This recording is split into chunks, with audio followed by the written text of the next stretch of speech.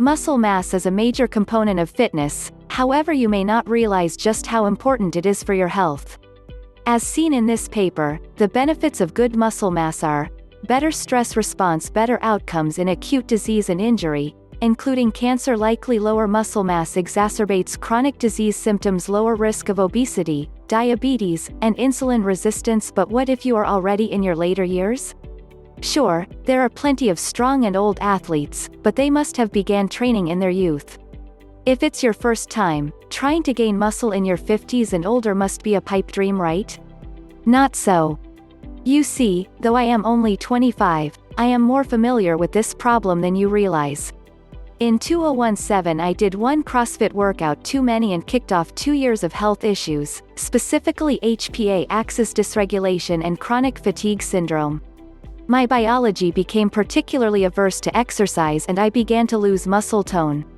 Now, before anyone goes bashing CrossFit, I was training at an extreme level by anyone's standards. In trying to compete at the CrossFit Games, I logged close to 15 hours a week of CrossFit WODs, Olympic weightlifting sessions, yoga, and sauna use. Without knowledge of the importance of recovery, professional coaching, or blood work, this was simply not sustainable. Burning out forced me to change my outlook from, how much can I work out, to, how little can I work out? The answer? Training methods designed for older populations and longevity turned out to be pretty dang effective for a mid-20-year-old with a chronic condition. Now, don't get me wrong, I love sport and exercise, and now that I'm healthy I'll still go on the occasional 3-day bender at the rock climbing gym. However, understanding the power of less is more got my health back, and the methods here are still my normal training routine. How much do I train these days? Just 15 minutes. 15 minutes? Shirley Keenan, you must be joking. I'm not joking, and don't call me Shirley. What's more is that I don't train 15 minutes a day to achieve fitness and health, I train 15 minutes a week. But how? How could this possibly be? This is blasphemy? Well, here's the scoop. Based on scientific research, recovery plays a much bigger factor in fitness than many people realize. Training twice a week was found to be equally effective in building strength as training more, and training once a week was found to be 80% as effective. When you train more than this, you use more resources and therefore your body needs more recovery. Sure, it's fun, and there are ways to get more time in the gym without hurting yourself, but you really don't need it in order to improve your strength or fitness.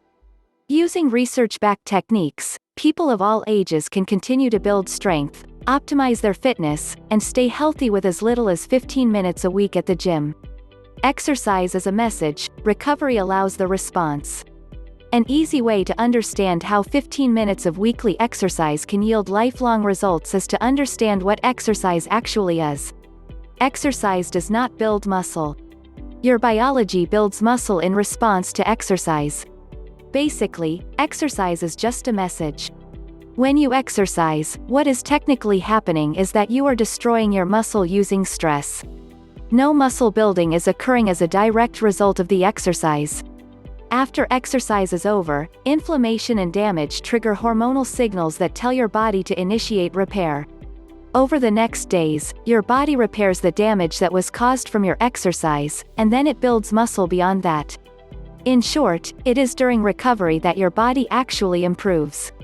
From a survival standpoint, your body makes you stronger so you can better handle experiences like your workout in the future. This can also be understood by knowing what happens if you are stagnant. Your body loses muscle mass and atrophies. You also experience accelerated aging and the health issues that accompany that. Even if you eat a perfect diet, if you don't move your body regularly, your health declines. This still doesn't explain why you would only need 15 minutes of exercise to build muscle, but we're getting there. An intense exercise session sends a bigger signal. High-intensity exercise, such as weightlifting, CrossFit, sprinting, etc., elicit superior hormone changes compared to moderate or low-intensity bouts. Once your body has the signal, however, continued exercise just creates more damage and depletes more resources that will need to be replaced. Recovery, instead, becomes the main priority.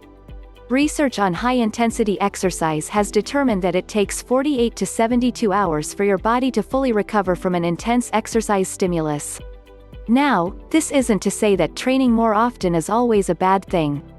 Overreaching is a common technique used in advanced athletes to break through plateaus and improve faster.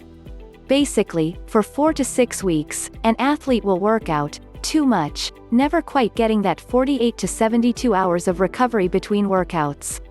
Typically, strength and performance will improve during the first 2 weeks, then start to plateau, and then begin to decline. At this point, the athlete takes a complete break from training for 2 weeks or more. When they return to training, they are often able to break through old plateaus and keep improving. The problem is that overreaching is complex. You are gambling with injury and burnout. Sure, you can make faster gains than you would by recovering between every workout, but if you get injured or damage your health, then you'll lose the race in the long run. If overreaching is the hare, so to speak, then the minimum effective dose methods I use are the tortoise. Although the hare is faster, he can get carried away. He may run too fast and injure himself, or get off course. To continue using this as an exercise metaphor, he may overtrain, and then need a far longer break to recover. The tortoise, on the other hand, keeps his slow but steady pace. He never gets off course, he never stops making gains, and he never gets injured. He also has plenty of time to recover along the way. The hare may make much faster gains, until he gets injured. The tortoise will plod along for years though, and end up reaching heights and covering miles the hare could never even dream of. The efficacy of a program like this is relevant to everyone. In the following sections, I will detail what I consider to be the perfect workout to create a weekly exercise stimulus to create strength gains. Then we'll go deep on how to recover during the rest of your time in order to yield the maximum benefit. The workout. The program I use is adapted from the book, Body by Science, a research-based program for strength training, bodybuilding, and complete fitness in 12 minutes a week, by Dr. Doug McGuff and John Little. The program was developed with over 400 references. The Body by Science workout consists of 5 exercises: seated row, chest press, pull-down, overhead press, and leg press. These may be cut down to 3 exercises if you need less intensity due to age or health: chest press, seated row, leg press. As far as results, V. Ferguson lost over 70 pounds of fat over the course of 3 years training 5 exercises once every 7 days. This was when V was 43 years old. Now a trainer and proponent of the program, V is closer to 60 and still, for lack of better words, absolutely jacked. Super slow. Each of these exercises is performed slowly, 10 to 20 seconds per rep. For a 10-second push-up, for example, you'd spend 5 seconds lowering your body to the ground and 5 seconds raising back up to the plank position. Sets are performed to failure. You continue to exercise until you cannot perform another rep. Then at that point, you try to perform a final rep anyway. When you cannot move your body or the weight any further, you flex and try to hold position for 10 seconds. The goal is to spend 90 seconds to 2 minutes on each exercise, so you should pick a weight that allows you to reach failure around 2 minutes. If it takes you longer than 2 minutes, then increase your weight next time. If it takes less than 90 seconds, lower your weight next time. The reason reps are performed slowly is to activate all your muscle fibers. When you perform fast reps, you will activate your fast twitch muscle fibers until they are exhausted. However, you may have slow twitch fibers that are not strong enough to perform another rep, yet have not been fully activated. The result? Super slow reps have been shown to yield 50% greater muscle gain results in both men and women than regular training. I also personally believe that slow rep training promotes mobility in comparison to explosive fast movements. By working slowly through your entire range of motion, you have to be strong and mobile. When you go fast, you can cheat by falling through parts of your range of motion. Slow work instead requires you to be strong at each individual point of the movement. I have noticed preservation and even improvement of mobility from this style of training, as opposed to tightness and injury. Of course, I also do significant mobility work using the ready states methods alongside my exercise programs. Avoid machines. My only gripe about the Body by Science program is that they heavily promote the use of exercise machines, whereas I do not at all. Our bodies are highly complex movement generators. Machines work by isolating that movement. Sure, you may gain strength in this highly isolated movement, but you neglect vast components of your biology. Essentially, you create stagnancy. This is all just to say that I think you should avoid using machines if at all possible. The one true area where I like machines is if you are injured, and the machine allows you to exercise in a way that does not aggravate your injury. This is rare though, and I'd rather you try finding an alternative free weight movement than a machine. My personal rendition of the Big 5 Body by Science workout involves free weights or body weight for each exercise. For example, 1. Gymnastic ring row or bent over row, dumbbells or barbell. 2. Weighted push-up, or bench press with barbell. 3. Pull-up, assisted pull-up, or cable pull-down. Though technically a machine, pull-down machines are usually not isolated like other machines. They use cables, which allow for varied range of motion. I still prefer pull-ups, but pull-down machines aren't as bad as lever-based machines. 4. Overhead, strict, press with free weights, barbell, dumbbells, kettlebells, etc. 5. Weighted squat, goblet or odd object style squat. Have a spotter for barbell work. Because these exercises work to total muscle failure, you should always have a spotter anytime you are under a weight. If you are doing a bench press with a barbell, or a back squat, for example, you need spotters. If you get stuck under the weight during the last 10-second hold, it is difficult to dump the weight and get out from under it. I do barbell versions of these exercises occasionally, but mostly I use body weight exercises or hold objects like medicine balls or kettlebells. If you are new to barbell work, it helps to have a coach to teach you technique. You can learn proper barbell technique from books as well. Dr. Starrett's Becoming a Supple Leopard is one of the best books I've found for learning proper exercise archetypes. Picking your own exercises. Another way to make your workout is to think in terms of categories rather than moves. You can make your own Body by Science workout in this manner. 1. Row movement. 2. Chest press movement. 3. Pull down movement. 4. Overhead press movement. 5. Leg exercise. This allows for much greater variety. It also allows for addressing greater fitness by using unstable but safe movements. For tracking progress, I suggest doing the same movements every week for 4 to 6 weeks. Then try switching it up. You can get pretty creative when picking your own exercises. I like to incorporate balance into my training by using medicine balls or Bosu balls. An example of a common Body by Science workout I might do these days is as follows. 1. Archer row. 2. Push-ups with hands on a medicine ball or Bosu ball. 3. Towel pull-ups. 4. Handstand push-ups or variations. 5. Weighted lunges. But I want to train more.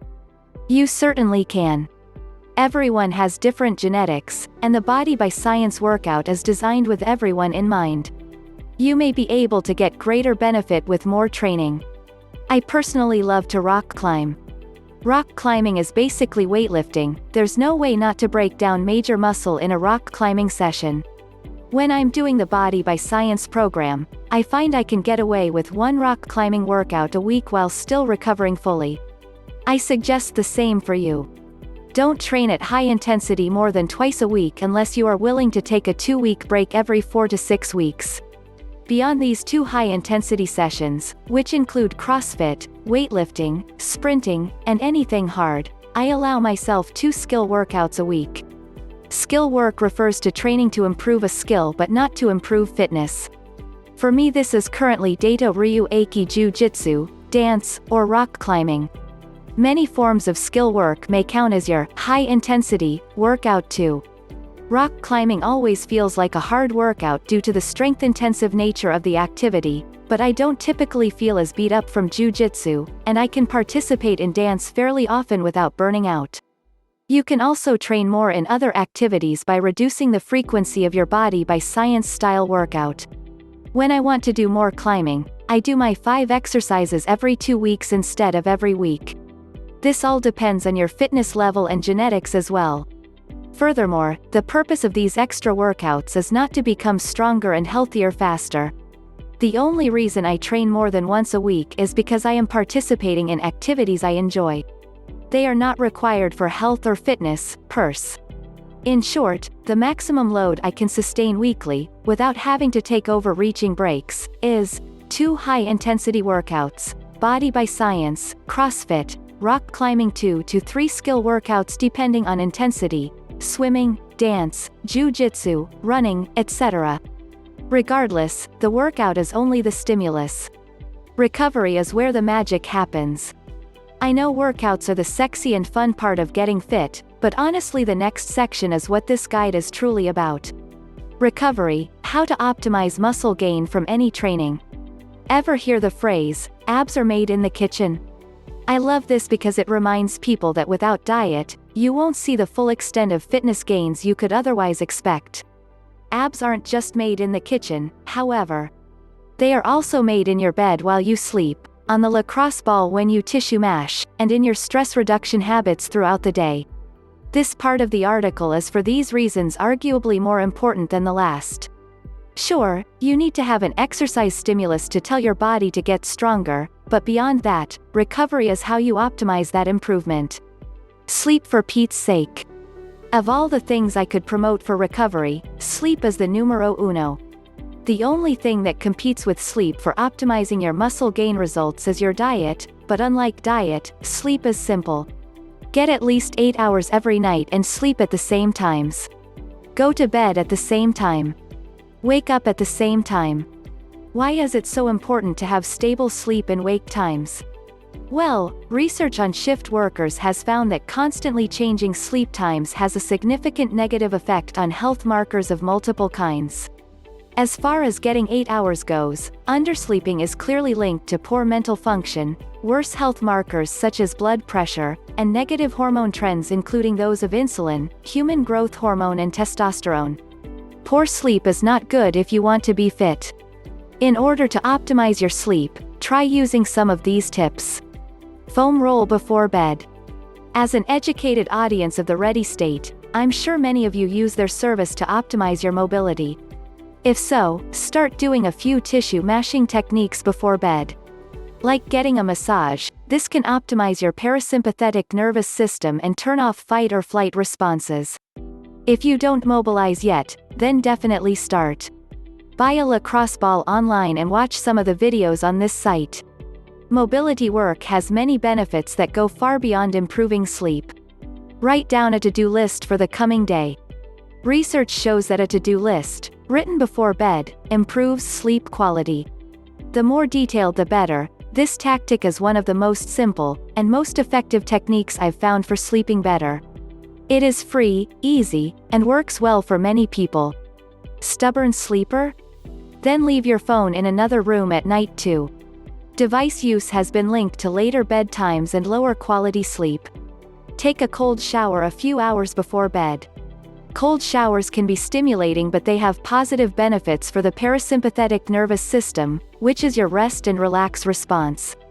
Cold showers at least 2 hours before bed can have powerful benefit for sleep quality by improving HRV scores. If you find that they energize you too much, try taking them even earlier. You can also try alternating between hot and cold water, ending with cold, to elicit a more relaxing effect. Eat real food, decide how much, and eat enough protein. Eating real food means eating things you could butcher or find in a garden.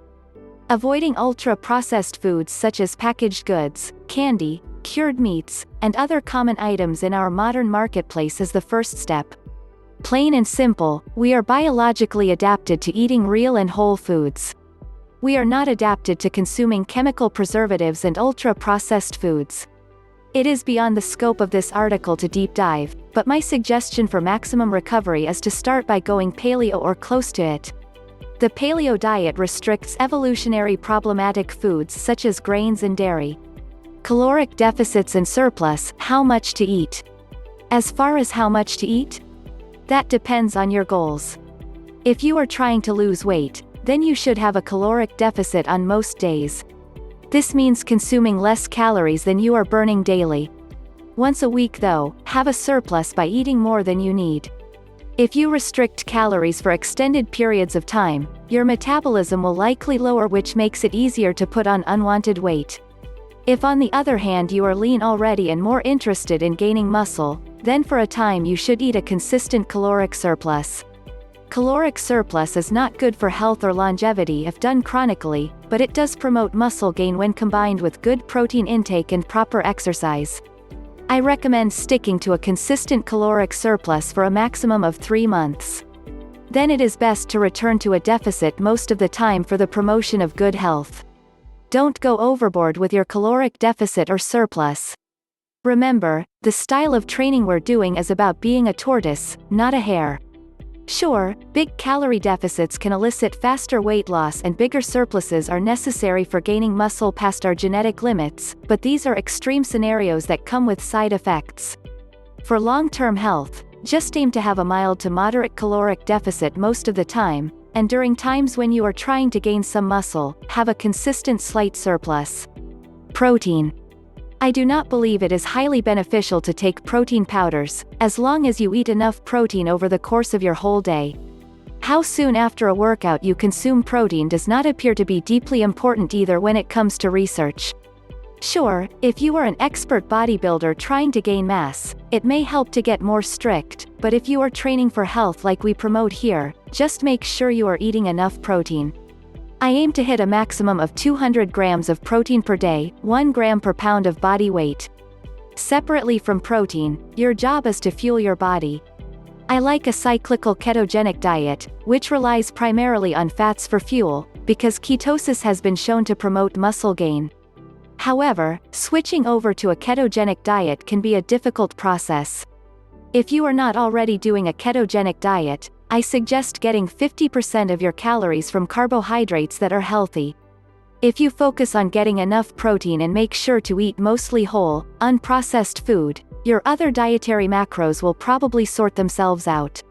Diet is highly personalized, but you can't go wrong with a foundation in real, whole foods, moderate caloric deficit or surplus based on your goals, and adequate protein intake. Move your body constantly. Even when only working out for 15 minutes a day, I spend collective hours a day moving. While I am writing, I get up every 30 minutes and mobilize or do some squats. I also walk my dogs twice a day and go to a nature preserve for several hours once a week. Muscle mass is a factor in better aging, but this can only go so far. The negative health effects of being stagnant, sitting for long periods, not moving much, etc. cannot be solved by once-a-day exercise. Instead, consistent movement and changing posture are the key to beating back stagnation. Furthermore, consistent movement keeps your lymphatic system active. The lymphatic system is one of the ways your body clears toxins. Unlike the blood in your circulatory system, lymph fluid cannot move on its own but instead relies on muscle contractions and movement you engage in. Then there's mobility. Mobilize every day. It wouldn't be the ready state if I didn't suggest working on your mobility, and this is a crucial aspect of active recovery as well as long-term health. I strictly follow Dr. Kelly Starrett's suggestion to mobilize for 15 minutes a day minimum, every day. Fascia, the connective tissue that holds every piece of our body together, also holds tension. This tension can create muscle imbalances, pain, and promote injury throughout our bodies. It also restricts blood and lymph flow, and may house the tension of traumatic memories. Basically, tension in your body affects everything from muscle pain to mental health. If I could pick one health technique for the whole world to adopt right now, it would be 15 minutes of good body maintenance a day. The benefits of working on releasing your body's tension are inarguable. So if you aren't already, start by following 15 minutes of the ready state mobility work per day, and if you can, do 2 to 3 hour-long sessions a week. If you follow the recovery tips in this guide to the letter, I can guarantee better results from your training no matter what you do. Exercise is the stimulus. Recovery is where the improvement happens. Conclusion. Muscle mass is a factor in living a good long life, free of disease, injury, and obesity.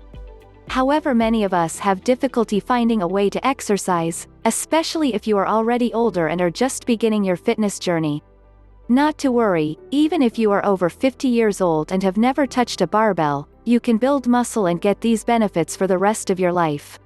This is because exercise is merely a stimulus, and recovery is when adaptations occur. Many people overtrain by doing multiple sessions a week. It's fun, and it is great for building skill. You can also use more complex techniques like overreaching to get away with it, but the alternative method is to be the tortoise rather than the hare. Research shows that muscle gain is equal when training 2 days a week as opposed to training more, and training once a week is 80% as effective as training more. If you are busy, new to exercise, older, or recovering from burnout, this type of training is far more efficacious than hammering the gym every day. By focusing on this idea of exercise being a signal, you can get lifelong improvement from a simple 12 to 15 minutes of strength training a week. Beyond the workout, recovery is when you actually make adaptations. Regardless of your training program, you can improve your results by optimizing sleep, eating whole foods with adequate protein and fuel, and engaging in mobility work as well as consistent movement to prevent injury and also stimulate blood and lymph flow. CEO or CrossFitter, aging athlete or complete beginner, the principles here can let you gain muscle and preserve your health for the rest of your life. Thank you for reading and continue improving your ready state.